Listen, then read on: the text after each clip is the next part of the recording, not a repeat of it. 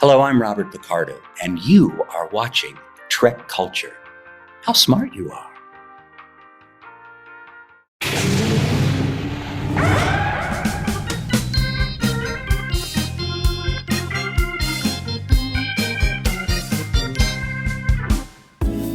To those of you who are returning to the podcast, you know how this works. If it is your first time with the podcast, please listen along while we tell you what happens. Every week, we invite a wonderful, wonderful guest, or Tom, to to suggest something that, out of all of Star Trek from the cage until today, either on screen or behind the scenes, that they would put into an airlock and blast out into space to make the argument for that. We will then, in our infinite Metroni wisdom, have a discussion and see, do we support airlocking this, or do we support airlocking the guest instead? So, with those stakes, Davey, what do you have for us? Do you know what? I had to pivot at the last minute there because I had... So, context listeners, so Sean told me about this morning, my time, on my literally as I was leaving for work. So I've been thinking about it all day while I'm at work. Oh, you had time. I was like, Sean gave me 3 minutes to do that, which I'm guilty of. Yeah. Yeah. And so I had to, but you saying it has to be something that's been on screen doesn't have to be on screen. Okay, because it doesn't have to be on screen. No. This could be the belt Gene Roddenberry wore one day. Like, it could be anything at all. Oh, okay, because I was going to put Star Trek Legacy into the cargo bay. Yeah, let's go for it. Let's go for it. I want to know. I mean, considering this isn't your hot take, I can't wait to see what your hot take is as well. Well, because my other option was going to be, stop with the awkward TOS tie-ins in modern Trek with like La'an, Noonien Singh, and Michael Burnham being Spock's sister. But that was going to be my other one. But anyway, let's go with Legacy. Let's go with Legacy. Okay. So I can hear flaming torches being lit and pitchforks being sharpened. So I'm very interested. No one's going to watch the new season of my show now. You're right. No one's going to watch the Trexperts. Exactly. Yeah, exactly. Go and search for that, then don't watch it. Kidding. Those guys are great. No, look. I've thought long and hard about this, and it's not like I wouldn't watch the hell out of it if it happened. But I feel like it's just this thing that the fandom kind of needs to let go of and move on a little bit. You talked a little bit in your last episode about, I think your guest talked about the hot take and the coming together of the franchise now and how there's so much you can draw on for new shows and movies and all that kind of stuff. But I also... I'm all about like moving forward, and Star Trek's all about moving forward as well. I think about what they used to say on the TNG video cassettes: new stars, new stories, new worlds to explore. And as much as I love all of those old characters and actors, they had their kind of golden era. And I'd love to see them come back and do cameos and all that kind of stuff, but I don't know if I necessarily need to see a whole series built around them. I loved the freshness of Discovery. I'm really excited to see what they do with Starfleet Academy with these cameos popping up in it. I'd love to see more animated Trek where they can lean into the cameos of these previous actors as well. But I think the fandom's getting a little stuck on Legacy, and it would be great, especially if Terry Matalas was attached to it. But I feel like it's just this dream that we just need to let go of. That's all. Interesting, because obviously we have been very vocal supporters of Star Trek Legacy on the channel. Not just like put you on the spot, but you've definitely raised a couple of very interesting points there. And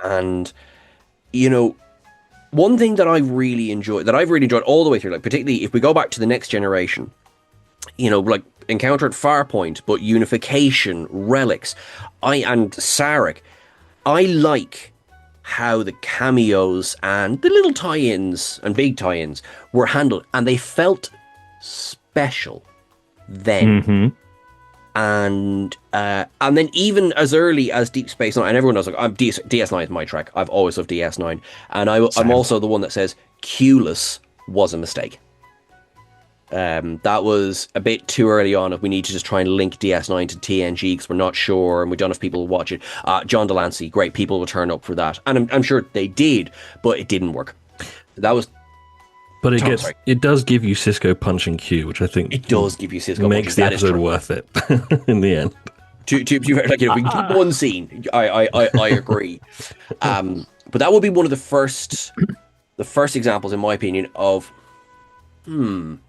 was that necessary in terms of crossovers and sort of playing the hits? And I think Star Trek Legacy is, by its title, looking backwards.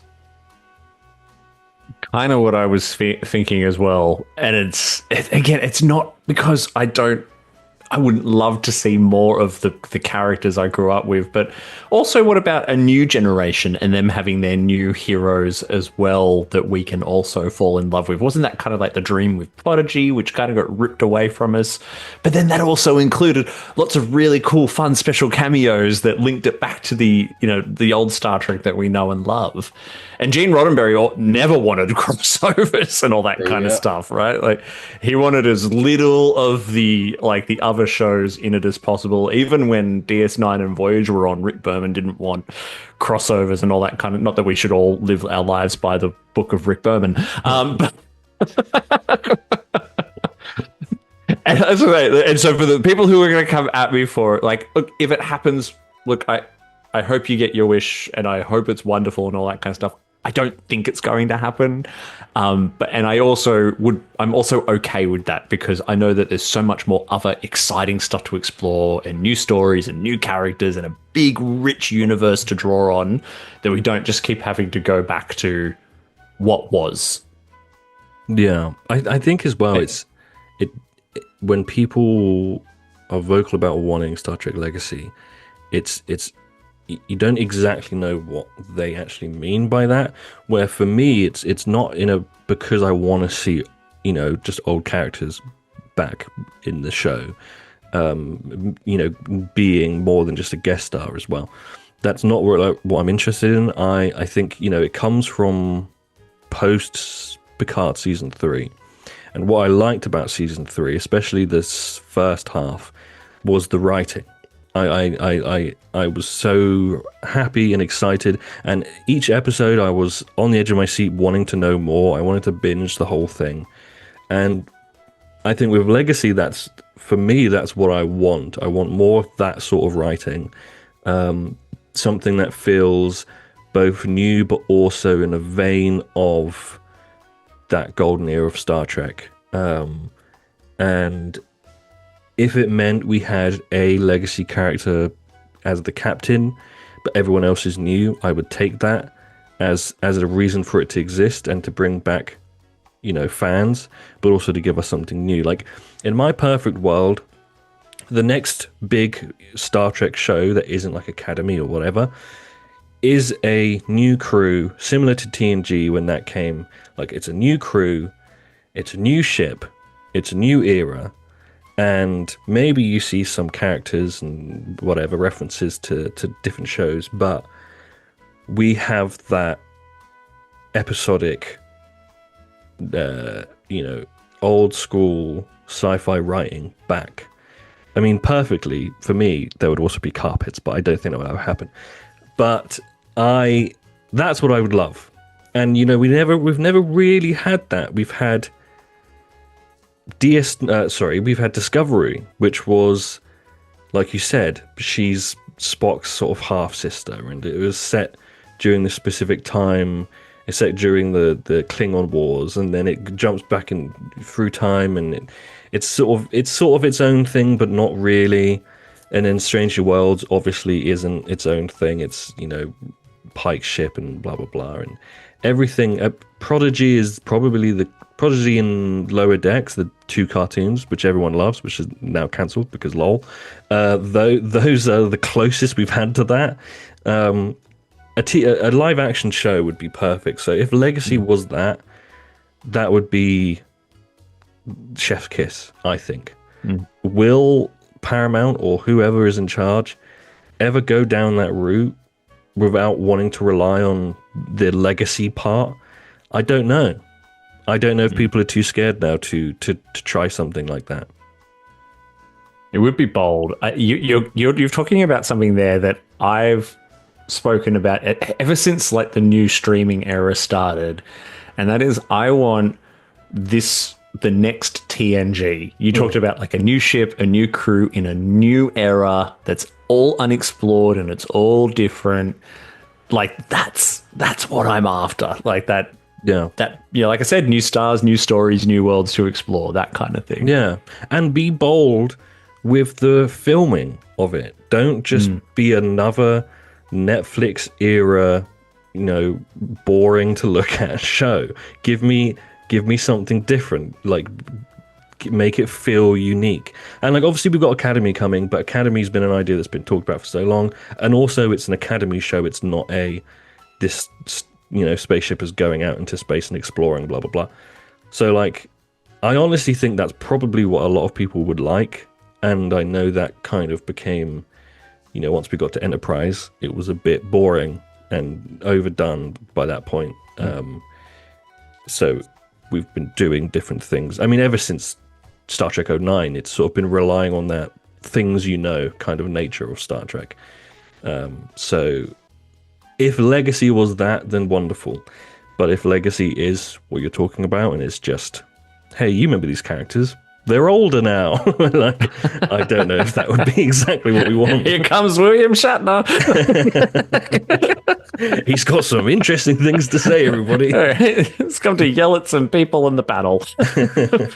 Anyone who went to STLV knows what I'm talking about. And I wasn't there, but I heard about it. We're settling into this 45-minute panel. Star Trek 12. So very tired. The ship is crafty.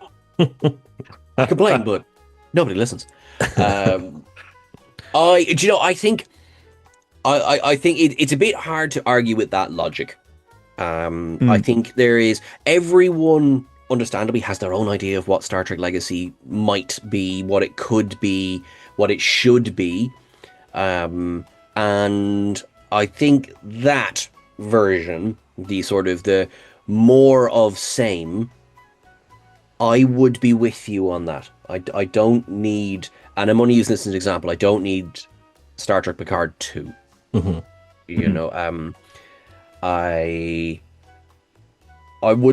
with you. I would like to see something new. I do. I think I do like that era a lot. 25th century now, but do what you say. Do 26th. Jump forward a little bit. We have the Enterprise J is set in the 26th, so you have something there easily that you can pop. You know, you can set it on, and you've got your Enterprise. So you've under your bingo Enterprise. Cool, that's great.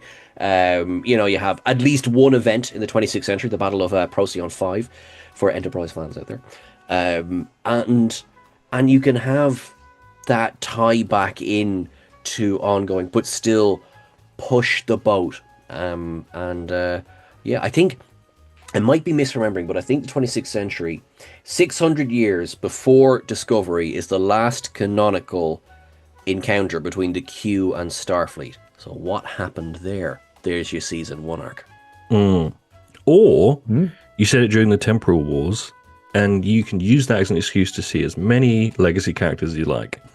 I mean, there you go. As it's something interesting as part of the wars themselves. There's your Star Trek cross Doctor Who happening right there. Yeah. Did we agree? I think we did agree. I think so. I think so, right. Okay, so I think what we are going to do is we're all going to evacuate the cargo bay as quickly as possible. Then we're going to close the door behind us, and I am holding up this very real red button, which is in my hand right now. And here I am. Do it even better, okay? I've jury-rigged a tricorder that has a red button on it. And so... We have the same tricorder, by the way. Brilliant. We have the same tricorder. Okay, note to self, we need to get Tom a tricorder for next week's episode. and here I go. That version of Star Trek Legacy is getting blasted out into space. I'm such a both sides-er. Okay, hey!